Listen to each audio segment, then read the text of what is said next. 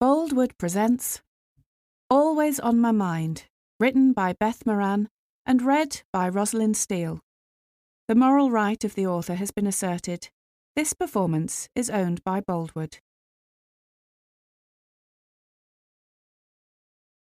Prologue. 10 years ago. I might have felt this nervous before, heart racing, my stomach twisted up in knots, but right then I couldn't remember it. This was one of those nights that I would surely never forget. Given that my prom date was my twin brother, my hopes perhaps shouldn't have been that high.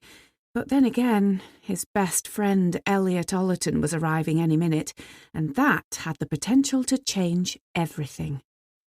"Jessie, come on!" Isaac, my brother, called up the stairs. It was all right for him. All he'd had to do was put on a suit and rub some gel through his hair.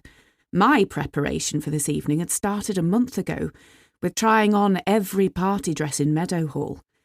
The shopping centre was in Sheffield, a decent drive away, but it was a rite of passage for every sixth form girl in Brooksby Academy. I wondered how many of them had thought about Elliot Ollerton the whole time. I wasn't the only one who dreamt about being his date tonight. Having joined our school at the start of A-levels, Elliot had not quite lost the frisson of interest that a city boy arriving at a village school stirs up. It helped, of course, that he was affable and at ease with himself. He was the fastest cross-country runner in the county and had floppy blonde hair and a smile that flipped hearts upside down. What I lacked in terms of looks or any of the other, as yet mysterious, elements that caught a popular boy's attention, I made up for by being Isaac's twin. With the three of us catching the school bus from Houghton, an even more boring village than Brooksby, twice a day, we spent 20 glorious minutes discussing everything from our English coursework to the likelihood of our driving instructor being an alien. Tucked away inside my tender teenage heart, I knew that Elliot liked me. We were interested in the same things, social justice and mysterious crime stories. We would discuss food preferences until Isaac begged us to change the subject. Once, when he was playing Xbox with Isaac, I made him laugh so hard he snorted lemonade out of his nose. What I had no clue about was whether he liked me just as a friend, or, even worse, his best friend's sister, who Isaac had made clear was completely out of bounds to any of his mates. I did point out that this only left people he didn't like as potential boyfriends, but his solution to that was I stay single. But when Elliot looked at me, eyes crinkling with humour or his forehead furrowed with concentration as we debated an issue, I couldn't help wondering if he felt the same as me, which was utter infatuation. I was about as in love with Elliot Ollerton as a 17-year-old living in a tiny village who'd never been kissed can be in love. So, as I inspected myself in the mirror for one last time, I knew that if this was going to be like the movies, I had to look right.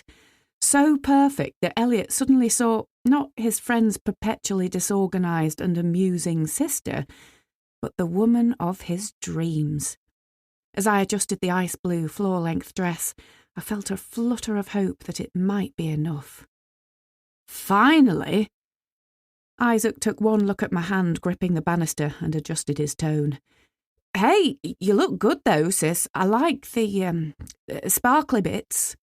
"Oh, you've managed to not look quite so ugly yourself for once."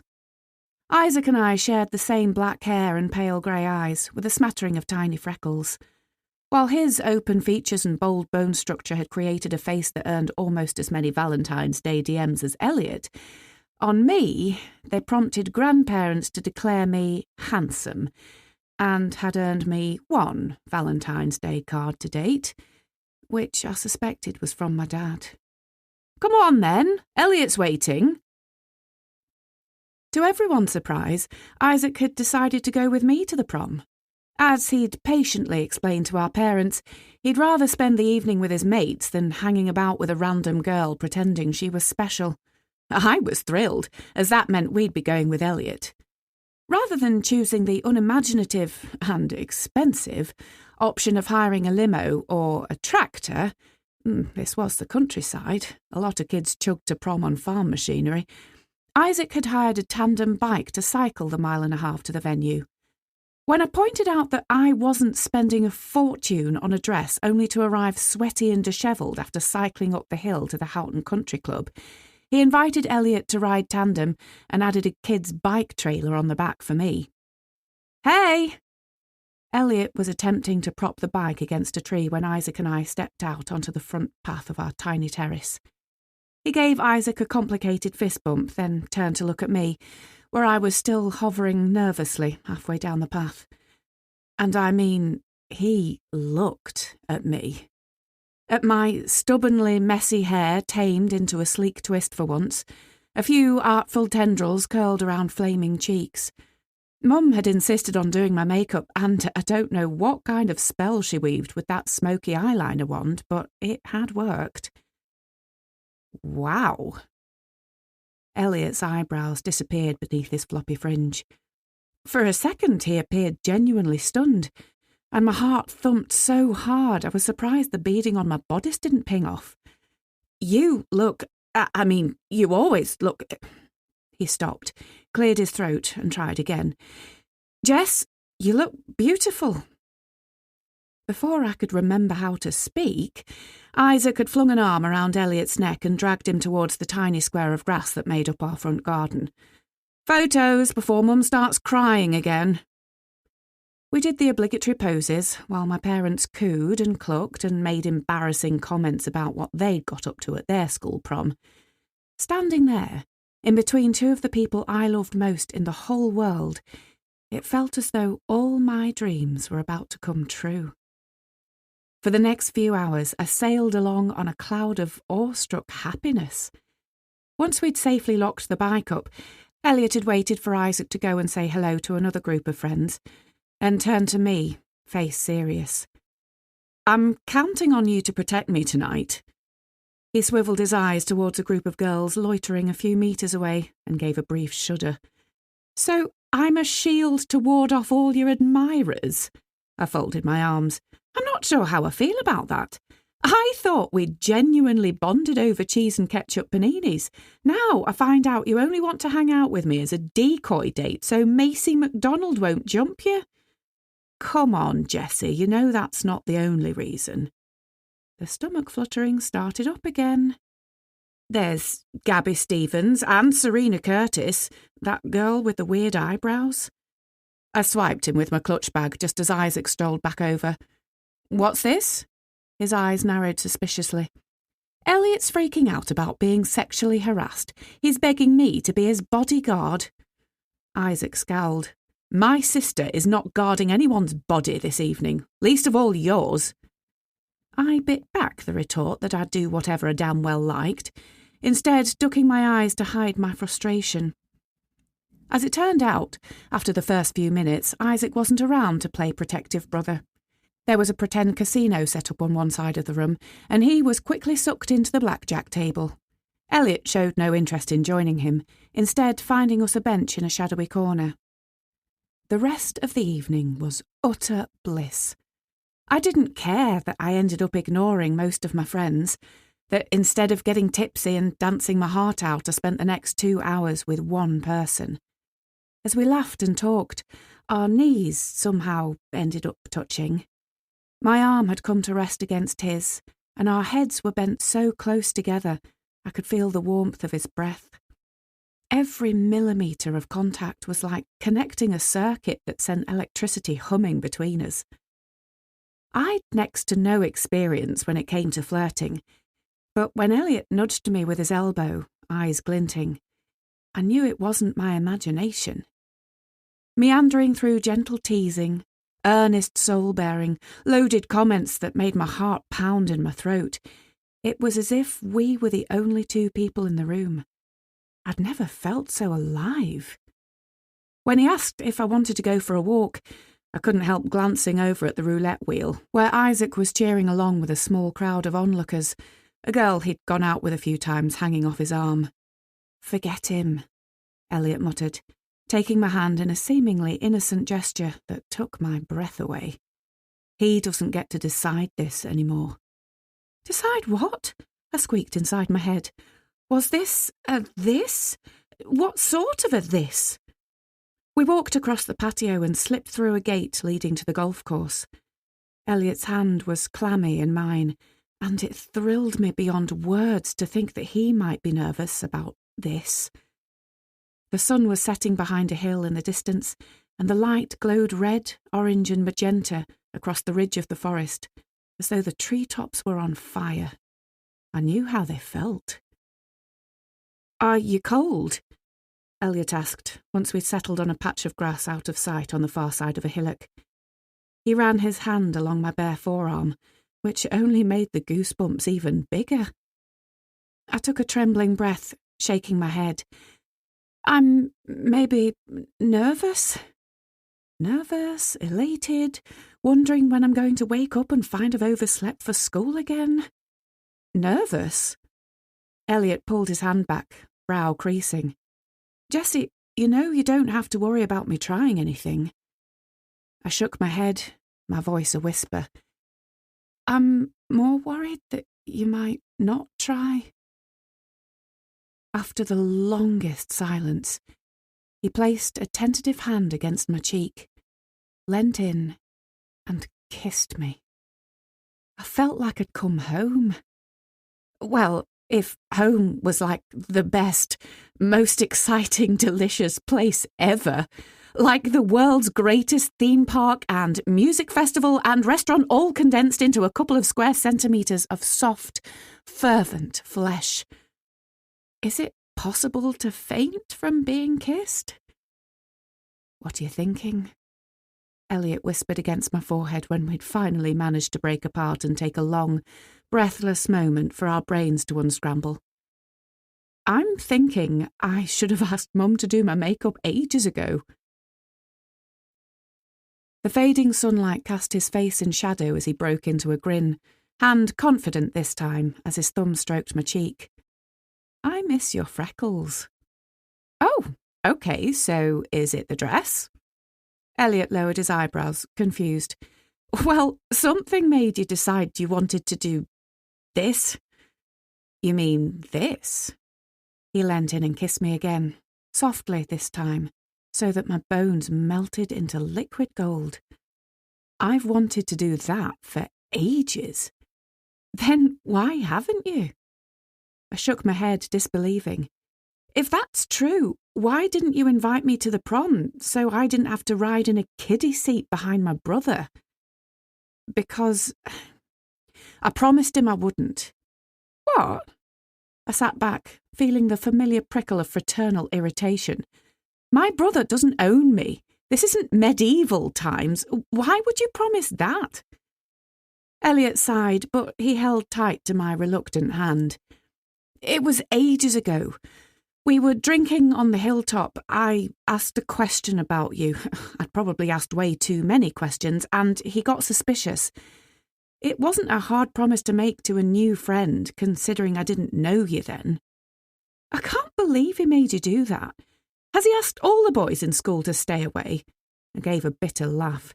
And here I was thinking it was because I was so unattractive. "I don't know about anyone else, but it's definitely not that. Not that I want to think about anyone else finding you attractive, but with Isaac, you can understand him thinking that if we got together, it could mess things up." I said nothing, still too busy seething at my brother. How many real friends does Isaac have? Not people he hangs out with, but real friends. The kind who've got his back. I shrugged. "He's got me. He's never needed loads of friends. He's always had you, and then he met me." He paused, waiting for me to catch up. "So what happens if we have each other? Or we end up hating each other?" "He'd take my side." I released a slow sigh. "And he'd lose you, his only actual friend." "Back then, it was an obvious promise to make." "But now you've broken it, what happens?" Elliot took my other hand, his eyes fixed on mine in the twilight.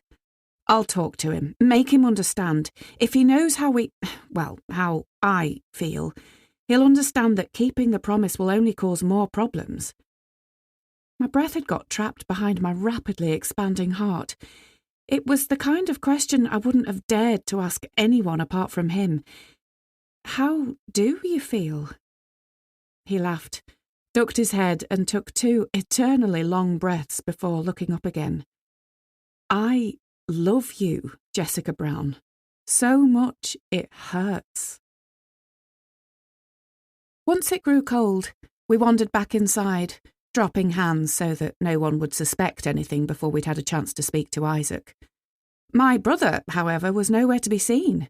The crowd at the blackjack table told us that he'd gone to an after-party with Brittany, yet another girl he'd dated once or twice.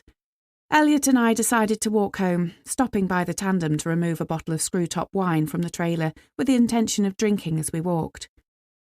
We drifted down the hill, entwined together, and it was close to midnight by the time we reached the junction at the bottom. There was a steady stream of cars going up and down the hill, picking people up, and every time we spotted headlights approaching, we ducked into the undergrowth at the side of the road to avoid being seen. There's people there. Elliot came to an abrupt stop as the sound of voices floated around the last corner. It's Isaac, I whispered, heart pounding. I instinctively dropped Elliot's hand and moved away. It's fine. We can say we couldn't find him, so you offered to walk me home. There's nothing suspicious about that. Hey, Danny! Isaac's voice was over-loud, a sure sign he'd been drinking. Have you seen my sister? Nah, mate, Danny called back. But Keisha saw her with some guy on the golf course. They were kind of busy, you know what I'm saying?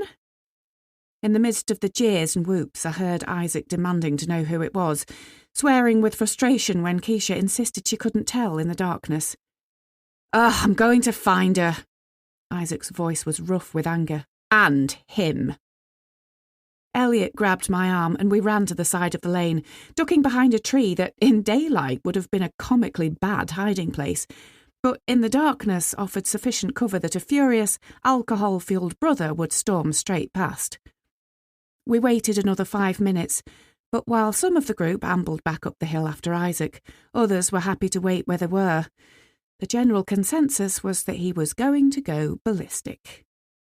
I have to go and find him. Elliot stepped away from me.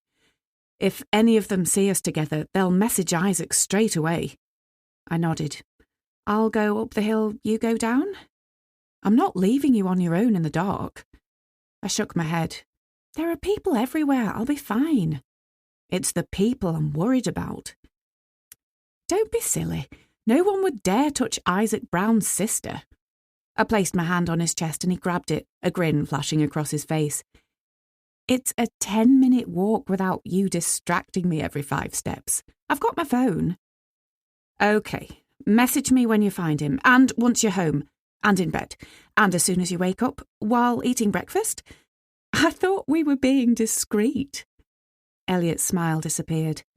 Swear you won't say anything, Jessie. Not until I've had a chance to speak to him. I nodded. As long as you do it soon. I'm not good at keeping secrets from him. You have to be this time. He placed both hands on either side of my face. His touch was gentle, but his eyes burned into mine. Swear to me you won't say anything. I said I'll try. I rolled my eyes, annoyed at my brother all over again, the wine making me bolshy. No, say it. If you love me, then swear on my life that you won't say a word about us until I've explained everything. Okay, if it means that much, I swear on your life I won't say anything. He pulled me up against his chest, bending his head to kiss me again.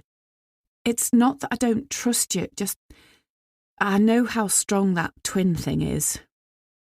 After another hurried kiss, I insisted I had to go. I took the earbuds that we'd been sharing into his ears and clicked through his phone to the song that had been wafting across the golf course when he first kissed me, turning the volume up to ear-splitting. There, now you can think about me all the way home. He laughed. I don't need a song for that. We crept back out onto the lane, me first, then Elliot, once I'd gestured that the coast was clear. He then insisted on waiting until I'd gone. Maybe it was the wine, perhaps I was high on love, but I started to sway. adding in silly dance moves and spins as I walked, flinging my hands in the air as I felt the thrill of knowing he was watching. I twirled around just in time to see it. The deafening music must have muffled the sound of the engine. His black suit must have made him invisible where he hovered by the side of the road. But it was because I distracted him that he stumbled. So, when the car hit, tossing Elliot into the air like a stuffed toy, I was the one to blame. Chapter 1. When Isaac and I left home, exactly 1 month after our 18th birthday, I swore to myself I'd never live with him again. Not simply due to his constant pestering, concealer theft or post-sport stink. Isaac had been the other half of me since before we were born. Getting some space from him was how I hoped to get space from myself, or at least the me I used to be before. I couldn't run away from me, but I could hide from the person who knew me better than anyone. Only now, nearly 11 years later, I'd run all the way out of options. I took a deep breath and picked up my phone. After all, it wouldn't be forever. Hey, bro, that spare room still available? Instantly, my phone rang. I braced myself before answering with as cheery a hello as I could muster. It's yours, he said, not bothering with a greeting. Funnily enough, there aren't that many singletons looking for a house share in the metropolis of Horton. When Mum said you might be moving back, I was hoping you'd be interested. When do you want it? Hearing my brother's voice for the first time in months made my stomach cramp. I started to mentally backtrack, thoughts scrabbling through alternative options, despite knowing full well that if there were any, I'd have found them by now. I have to be out of here by the weekend? There was a brief silence, while I could hear Isaac holding back from asking me why on earth I'd waited to contact him until 2 days before being made homeless. If it's not ready, that's fine. I can crash with a friend for a few days or weeks. However long, it's not a problem. It was a big problem. I didn't have many friends of my own here in Brighton. Not the kind who'd let me stay with them rent-free, anyway. Besides, I was supposed to be starting my new job on Monday and I needed the money. No, it's ready. Arthur's been keeping some stuff in there, but that can go in the garage. Arthur? Arthur Wood? You live with Arthur? Isaac huffed with impatience. We're not 12 anymore, Jessie. You should be past being freaked out by the Woods. Arthur's family had provided the village with funeral services for 3 generations. 4, if you count Arthur. Does he still work there? Why wouldn't he? Because not everyone wants to end up working for their parents? Said me, who was about to come home and do precisely that. Another pause. Do you need picking up? I'm working on Saturday, but can do Sunday afternoon. No, it's fine. Dad said he can give me a lift. On Friday, if that's okay. I squeezed my eyes shut. And, well, thanks, Isaac. It was only after we'd hung up that I remembered the most important question. How much is the rent? It was a couple of hours before he replied to my message. 100 a week, including bills. Any chance of a twin discount? This time he replied straight away. That is the twin discount. £100 a week would hurt. My parents had been beyond generous in offering me the role of activities coordinator at the day centre they ran in a converted barn, which everyone simply called the barn, particularly as I strongly suspected the role hadn't existed until I mentioned I needed a new job. However, despite managing to allegedly get my life together in the 3 years I'd been living with my boyfriend, Seb, my bank account was still in recovery from the time that went before it.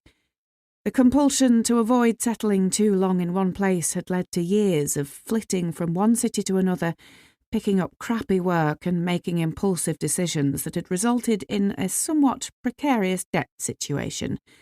The debt swamp, I called it. I'd finally made some real progress in dragging myself towards the edge of said swamp when everything got flipped upside down again. I'd half wondered if Seb was going to propose when he'd taken me out for dinner.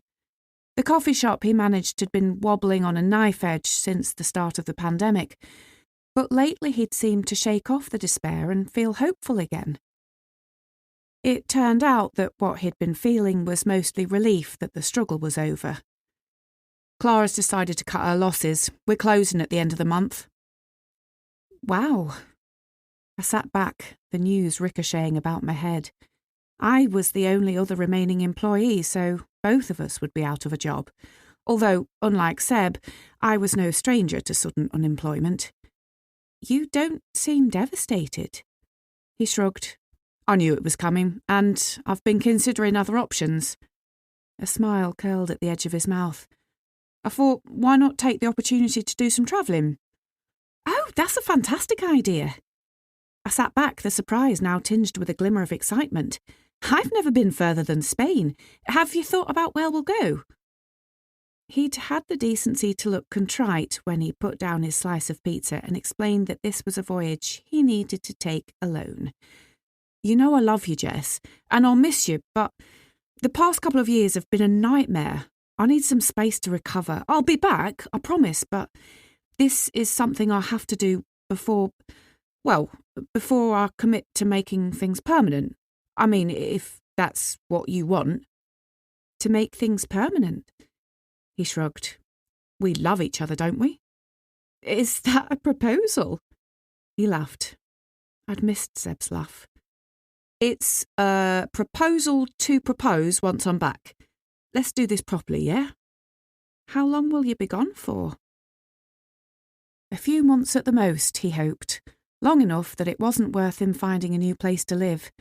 The manager's role had included a one-bedroom apartment above the coffee shop, so we were losing our home as well as our livelihoods. Seb offered to help me find somewhere else, but even without the secret debt swamp and disastrous credit rating, I couldn't afford a place of my own in Brighton, and without a steady income, no one was going to offer me a house share. I could hardly complain. Seb had let me stay rent-free for 3 years. I could, however, secretly cry in the shower about how, just when I dared to think I might have a normal life, it had all gone wrong again. Then I'd remember that someone would never have a normal life again, partly thanks to me, and I'd cry even harder before stuffing it all away deep down inside my sullied heart where it belonged. And now, here I sat, surrounded by 3 bin bags and 1 tatty rucksack, waiting for my dad to come and take me home. It took 5 hours to get to Houghton, nestled on the edge of Sherwood Forest in Nottinghamshire. It would have been 4, except Dad insisted he needed to stop off at a supermarket to get some bits and bobs, and while we were there decided I might as well pick up some essentials, which, of course, he then ended up paying for. My dad, like my mum, was about a whisker away from perfect. Warm and thoughtful, unfailingly supportive since accidentally on purpose getting pregnant at 18, they'd refused to see us as anything less than wonderful.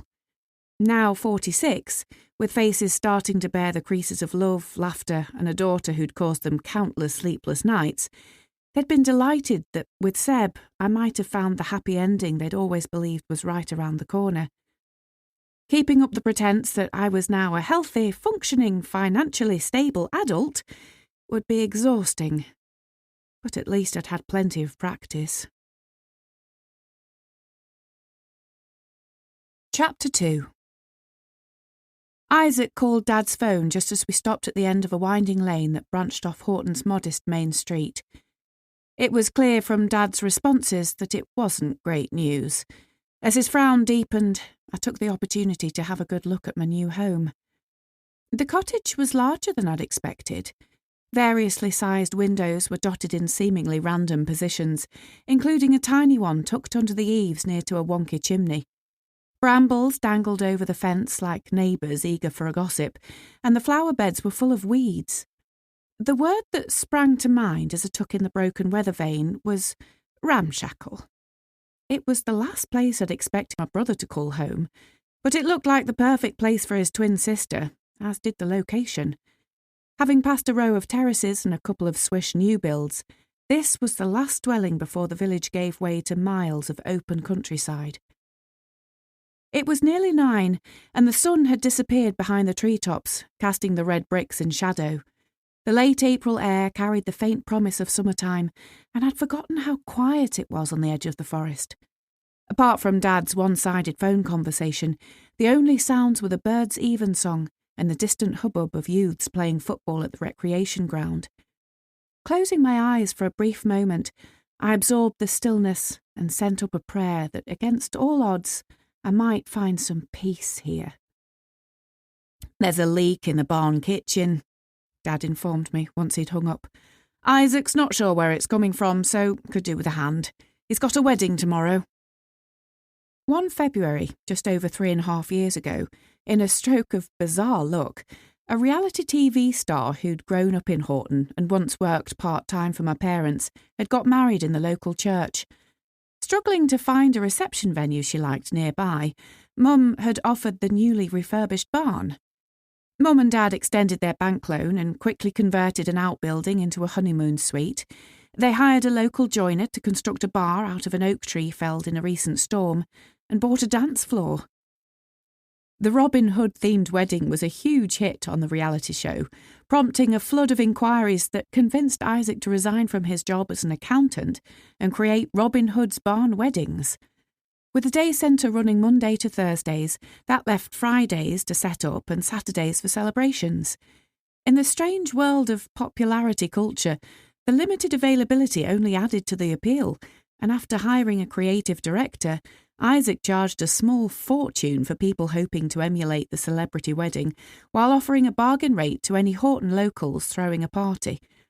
The substantial profits were then used to help fund the day centre. I could see by Dad's tense expression that he was torn between staying to help me settle in and rushing to the barn. "Just drop the bags at the door and I'll sort myself out. I'm an expert at moving house," I said, heaving 2 bin bags out of the boot. Dad swung my rucksack onto his shoulder and grabbed the shopping bags. "If you're sure." "Of course." "Oh, do I need to come with you to get Isaac's key?" Dad smiled. "You've been living in cities too long. If neither of the others are there to let you in, the key's under the squirrel." Original. It was only once the bags were all on the doorstep and Dad had enfolded me in his arms, repeating for the 1,000,000th time how happy he was to have me back before hurrying off, that I processed what he'd said. The others? Shouldn't that have been other, as in Arthur? Was there someone else here that Isaac hadn't bothered to tell me about? I gave a tentative tap on the door, and when no one answered, I quickly found the key inside a hollow plastic squirrel squatting under a bush, then took a moment to breathe in and remind myself how grateful I was to be here, and stepped inside. Flicking a light on revealed a corridor containing a bike and a mini mountain of men's shoes. Stairs headed up on one side, but ignoring those, I grabbed the shopping bags and went to the open door at the end of the hallway, through which I could spy cupboards. In here, I discovered a large kitchen diner, so I dumped the bags on the table and took a moment to look around before fetching the rest. My trepidation grew as I took in the room. The dark blue kitchen units and chrome appliances seemed clean enough, as I'd expect from Isaac, although the worktops were bare, apart from a kettle and a toaster, so I hoped there were some cooking utensils hidden away somewhere.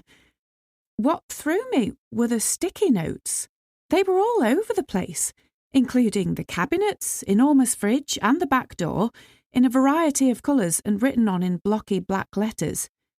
I felt another prickle of unease as I read the notes nearest to me. "Eat the cake. Wodger full back. Check side for penny poo." As soon as I'd brought everything inside, I called Isaac. "Is Arthur even stranger than I remembered?"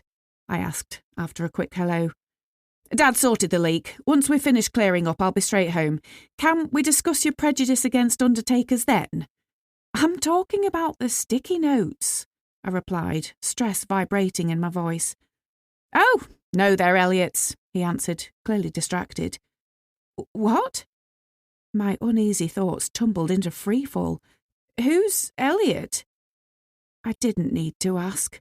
Which other Elliot would it be than my brother's best friend from sixth form? But I had to ask. How could it be him? And why was Isaac's kitchen covered in his random notes? Before Isaac could answer, the door leading from the kitchen into the back garden opened, and a huge dog with a curly golden coat trotted in, panting. "I'll speak to you later." I hung up the phone. Right behind him, his messy hair the exact same colour as the dog, chest heaving and dripping with perspiration, was Elliot Ollerton. For a lurching second, I could have sworn planet Earth stopped spinning. "Wait," Elliot said, holding up one hand to the dog in a stop gesture. He carefully took off his trainers and placed them on the doormat, stuck a key in the back door and locked it. He then took a tatty towel from a hook beside the door and wiped each of the dog's paws. Finally, he took a glass out of a cupboard, filled it at the sink and drained every last drop before placing the glass in the dishwasher and turning around to look at me. We stood there, staring at each other, my heart hanging precariously between beats, until the dog ambled over and pushed its nose into the pocket of my denim shorts, tail wagging like a helicopter blade.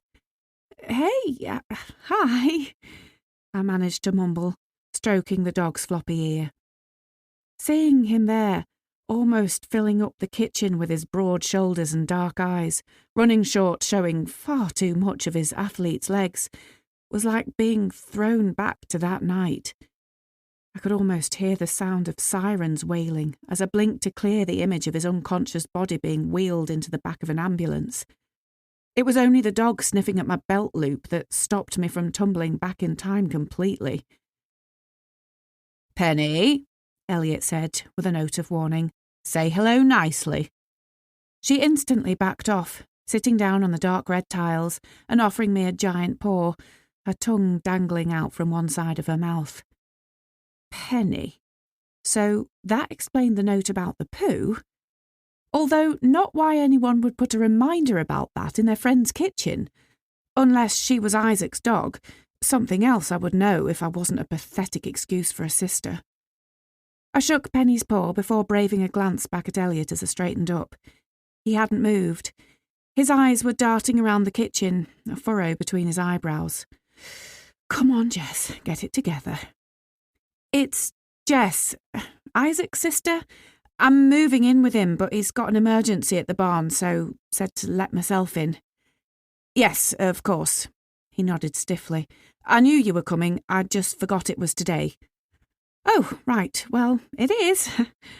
I offered a shaky smile, instructed my lungs to keep breathing, and willed my legs not to turn and run. Did you want Isaac? I can tell him you called round." "Please go away now, because it feels as though my internal organs are seizing up." Elliot gave a slight shake of his head, the furrow deepening. His face was leaner than it had been 10 years ago, more serious, but those dark eyes, that wide mouth, were exactly the same. "I live here." "Oh, no." On one level, I'd figured it out the second he'd walked in the door holding a key, but I'd needed it not to be true, so had chosen to deny the obvious. "I'm sorry, Isaac never mentioned you were housemates. Or even plain old mates anymore, come to think of it." Elliot shrugged. "He started renting off me when he moved back to start the business." "This is your house?" I asked, hoping he didn't hear the tremble in my voice. "Yes." I was living in Elliot Ollerton's house. Oh, this couldn't be happening. I had to grab my things and go, now, this minute, as soon as I'd figured out where I was going and how I was going to get there. "Can I get you a drink?" Elliot asked, the frown easing into a cautious smile. "Or something to eat?"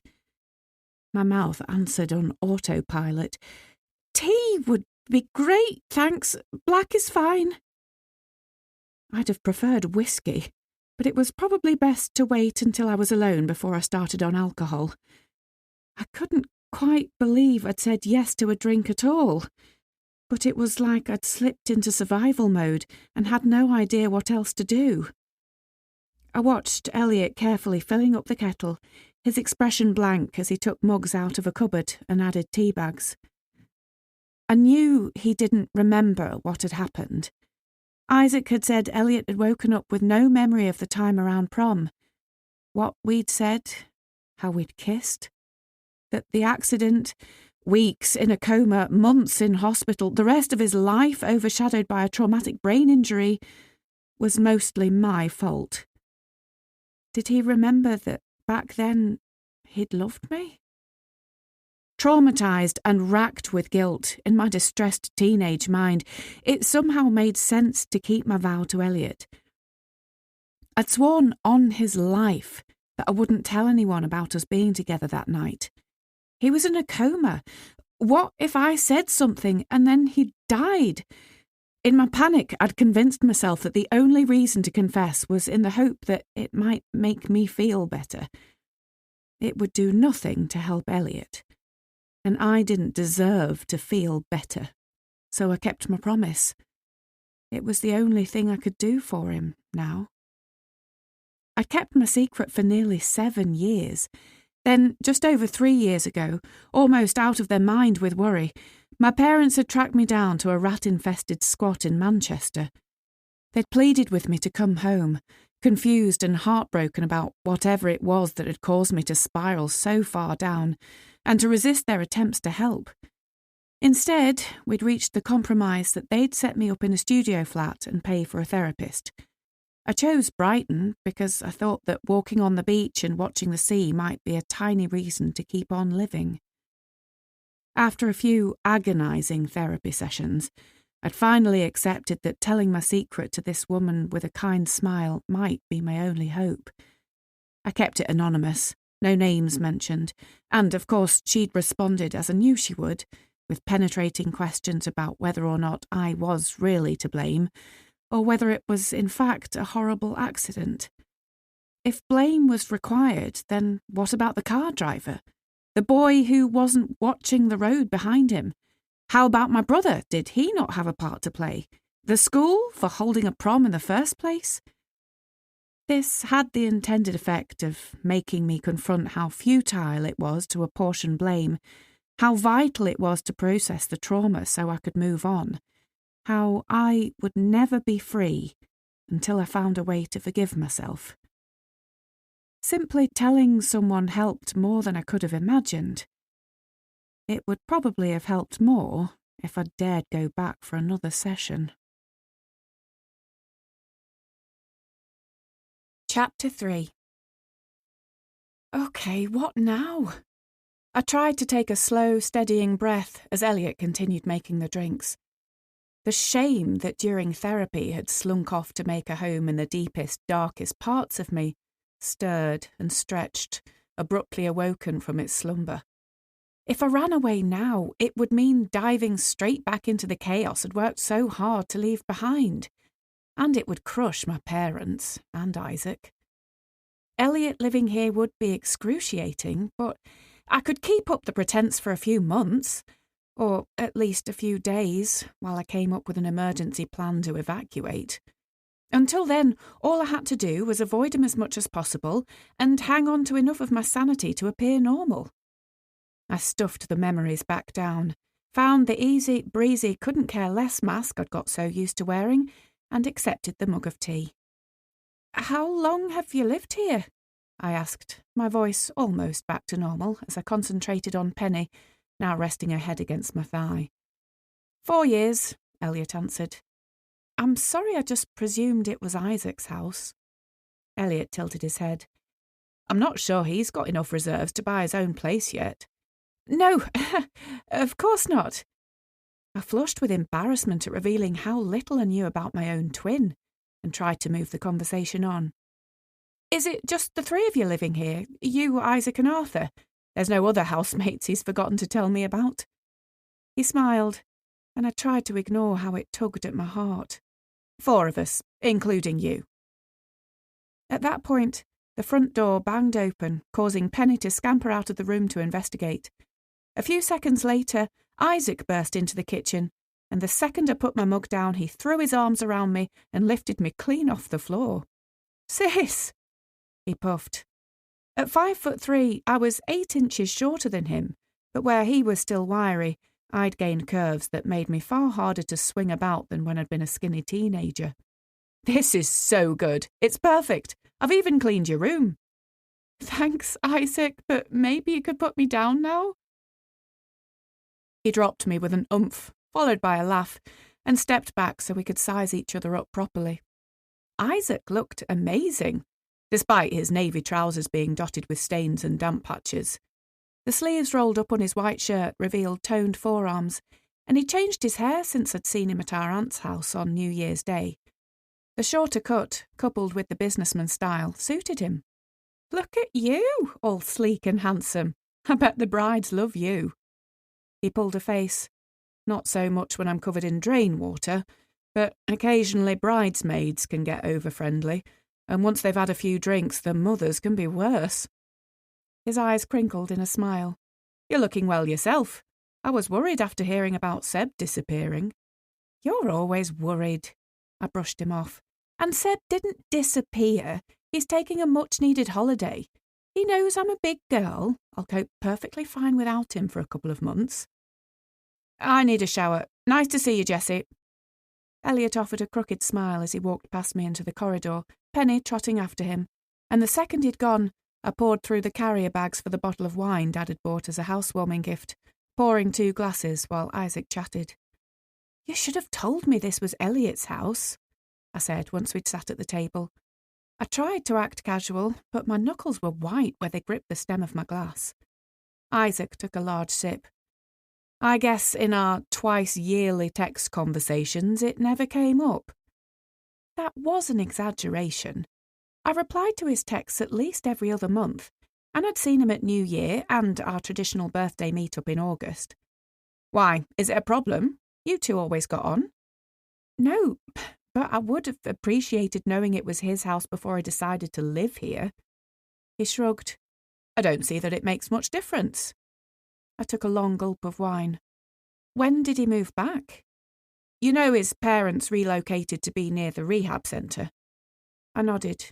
I'd picked that much up in the nightmare summer following the prom. He moved in with them after he left rehab, but it wasn't exactly easy. He's a lot better now, but that's partly because he has his own space. He used the accident payout to buy this place as soon as he could. He stopped abruptly, eyes narrowing.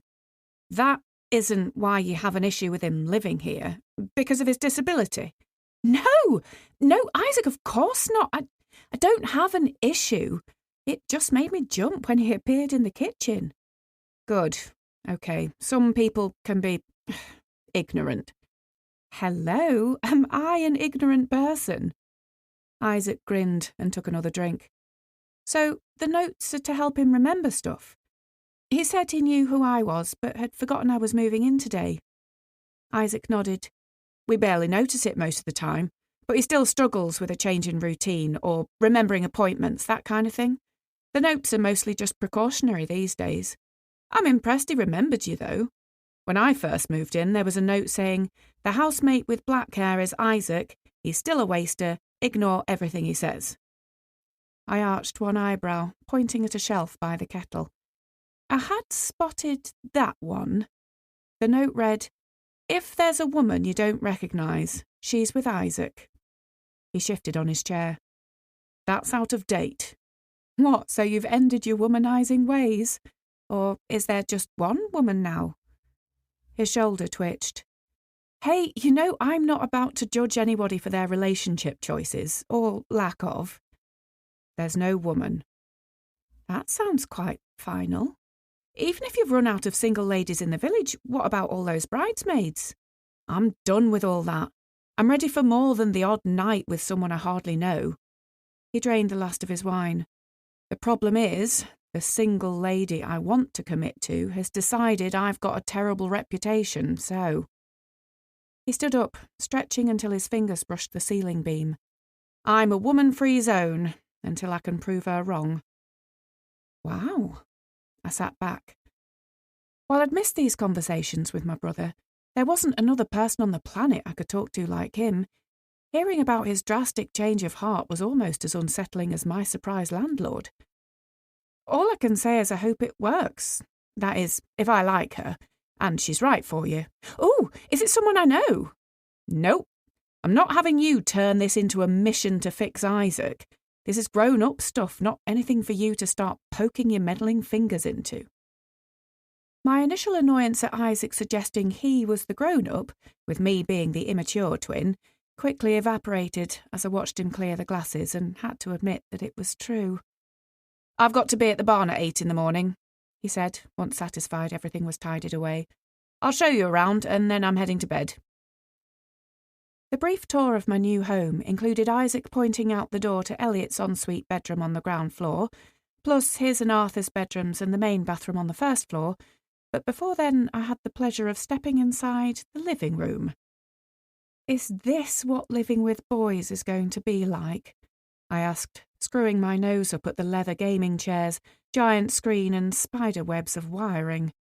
There was a stack of weights in one corner, and what Isaac casually informed me was a multi-games table near to a whiteboard displaying several charts underneath the title Chimney Cup 2022. Isaac proudly showed me the mini-fridge full of neon-coloured drinks and snack bags of ultra-processed meat. Where am I supposed to sit? I asked, with a laugh tinged with apprehension. Am I allowed in here, or is it men only? He pointed to a beanbag covered in dog hairs squashed behind the door. We brought that in for you. How very thoughtful. Isaac glanced at the chipped woodwork, beige walls and threadbare carpet, as if taking it all in for the first time. I'll show you your room. You can do what you like up there. Add some fairy lights and cushions. My bedroom turned out to be the one with a tiny attic window. Beneath the sloping ceiling was a bed, a wardrobe with drawers and a wonky side table. Once we'd added my bags, that left just about enough space for us both to stand on the green rug taking up the rest of the floor. To my relief, the bed was made up with a clean-looking duvet and pillows. There was also a pretty pink jug containing a sprig of wild flowers on the table. Mum? I asked, nodding at the jug. I cleaned it first. Thank you. I nudged him with my hip. And thanks for letting me stay here, with a twin discount. Twin discount? How would that work if I was paying Elliot rather than Isaac? Something to worry about later, like when I actually had some money to pay someone. Isaac gave my hair a ruffle and left me to a night haunted by memories. Chapter 4. I'd planned to spend Saturday morning hiding in the attic, but my mother had different ideas, messaging me at 10 on the dot to say that she was at the front door. I shrugged into a pair of grey joggers and soft blue hoodie, stuck my hair in a bun and braced myself. Jessie! She beamed, once she'd squeezed every last air molecule out of my lungs. You're here! Yep. I stepped back to let her in. You look really well. Isaac said the same thing. What were you expecting? Well, it is a big blow, losing your job, home and boyfriend in one go. I paused to look at her. I know you haven't lost him, but you must miss him not being here. If I looked well, Mum was radiant. Her light brown hair swung just above her shoulders, and she wore patterned dungarees and a chunky cardigan that would make some 40-somethings appear ridiculous, but on her youthful frame looked fun and funky. I suspected the glow on her cheeks was due to having both her babies living within the village boundary, enabling her to bombard me with compliments in person instead of down a phone line. When she suggested we went out for brunch, I leapt at the chance. Not so much because it would save me the cost of a meal. I did have a full cupboard for now, but it meant avoiding bumping into Elliot. We walked down the lane and along Main Street to the little row of shops, entering a small cafe that hadn't been here 10 years ago. I'm so pleased you're staying with Isaac, Mum said, while we waited for our eggs Benedict and a giant pot of tea. I know, I managed to smile. I'm happy to be home for a while too. For a while? She asked, sitting back as the waiter put our food on the table. You know it's just while Seb's travelling. You don't think he might join you here once he's finished? I poured us both some tea, trying not to shudder at the very thought. We haven't really talked about it. You haven't discussed any future plans? If you're getting married, it's important to cover these things."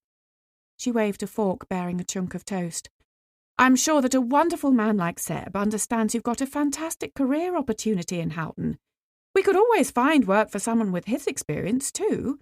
Isaac will be needing a bigger team soon. It would be so lovely having you both settle here." This was exactly the type of conversation that made me let her calls go to answer phone more often than not. I made a mental note to ensure she never got hold of Seb's contact details. She'd be offering him a job the first chance she got, and then he'd either end up staying away longer to avoid the pressure, or decide it was a great idea, and a few months in Houghton would turn into forever. "Are you having second thoughts about him? Is that why you've avoided talking about it?" She screwed up her nose in anticipation of my answer. It said a lot that she didn't even question that the man who'd left the country might be having second thoughts about me. "It's not that," I sighed. "I told you why he's gone. Badgering him with questions about what happens when he's back is the last thing he needs. It's hard enough us being apart without you second-guessing our relationship because we've not signed off on a 10-year plan. Not everyone's like you and Dad." "I know, I'm sorry. We like Seb. He seems good for you." "Good as in he offered me a job and asked me to move in with him?" Mum raised one eyebrow, but she smiled to soften her words. "Good as in, unlike some exes we won't mention, he doesn't live like a pig, treat you like a pig, or, even better, keep a pig in his bedroom." The smile disappeared. "He also doesn't move into empty properties without the owner's permission." "I'm glad you like Seb. I like him too, but I took the job on a 3-month contract for a reason. We enjoy living in a bigger town, especially on the coast." "I know. I'll try not to get my hopes up. You know, we just want you to be, I won't say happy. Life has too many ups and downs for that." She took a thoughtful sip of tea. "We hope that one day, wherever you are, you can be content." It took me a few blinks and painful swallows before I could reply. "I hope so, too." We chatted a bit more about what she and Dad had been up to and my new job, which, of course, she knew I'd be brilliant at, before she returned to the previous topic. "Anyway, thank goodness Pete got married so you could have his room." I nodded. "I couldn't handle sleeping on your sofa. No offence, Mum." My parents had sold their 3-bedroom terrace to help fund the barn and bought a tiny 1-bedroom flat with an open-plan living area. Although I'm planning on moving out as soon as I've saved up enough. "Oh, no, don't do that," she exclaimed around her final mouthful of egg. "Those boys need you." I sat back, wondering where on earth this was heading. They might resent that suggestion and you calling them boys. When they start acting like men, I'll stop calling them that. Is there something I should know? How do they need me? I'm not going to be their stand-in housekeeper just because I'm female." Mum squinted out the window for a worryingly long moment. "Oh, no, it's nothing like that. They've just grown a bit institutionalised." "What? They aren't in prison?" "I don't know how else to put it. They spend nearly all their free time together in that man cave they call a living room, playing their endless competitions and swapping in-jokes that no one else finds funny. It's none of my business, but not one has had a serious relationship, which is fine, of course, if none of them want one." She held up her hands as if in surrender. "But I'm convinced Isaac has his eye on someone, and Arthur does all the dating apps, but it never goes anywhere. Would you want a date who serves up reheated chicken bites and baked beans before handing you a joystick?" She shook her head. "It's a slippery slope to a pet pig." "Maybe they need to find girlfriends who like gaming and chicken." I ignored the comment about Isaac's secret crush. "I don't think you're giving them much credit either. Just because that's what they like to do together, I'm sure they wouldn't do it on a date. And I don't see how me living there will make any difference." She shrugged. "Honestly, Jessie, I think they just need reminding that not everyone, in fact, no one, apart from them, lives or dies by the chimney cup. All you need to do is change the subject every now and then, and the consequences could be monumental. Knowing Isaac would be at the wedding until late, I spent the next few hours sorting out my meagre possessions in my bedroom. My heart stuttered inside my chest when someone walked in the kitchen while I was sneaking a sandwich, but it was only Arthur. Although, it had to be said, there was never an only when it came to Arthur Wood. "Jessica!" He offered me his hand, which, after a brief hesitation, I decided would be easier to shake than try to ignore. "Making a sandwich, I see." "Hi, Arthur. How's it going?" "Now, that would depend on what you mean by it," he replied, pointing a finger at me as though he'd made a genius comeback. I resumed chopping my tomato, but one glance at his face showed that he was genuinely waiting for me to clarify the question. I just meant your life in general. Like, how are you? How's work? Any other stuff going on at the moment?" "Right, okay. Of course. Work is excellent, thank you. As for other stuff, I trounced Elliot at air hockey this morning, but I've not played Isaac, and he's the reigning champ, so I don't want to count my chickens. Having said that, I'm top of the leaderboard for darts, despite a slight thumb injury, thanks to a lapse of concentration by an emotional pallbearer. Now, table tennis, that's another story." It took maybe 2 minutes for me to realise that, when it came to Arthur at least, Mum might have a point. "Have you been out anywhere lately?" I asked, diving in when he paused to take a breath. "I've no idea where's good to hang out these days." Arthur blinked as though I'd asked him to describe his favourite restaurant on the moon. He scratched his head, although it would have been hard to reach through the massive ginger curls, and frowned. "There's a funeral directors' conference next month, but I don't suppose that would interest you. Apart from that, I mostly go grave hunting." "Go where?" I'd been able to take a bite of my sandwich but dropped it back on the plate, sure that whatever Arthur said next would put me off my lunch. "You know, visiting graveyards and looking for the memorials of significant people." "Right, like famous people?" Arthur pulled a face. He was only a couple of inches taller than me, and in his baggy shirt and even bigger cotton trousers, he looked about 12. "People who should be famous, in my opinion. For example." He took a step closer, eyes lighting up.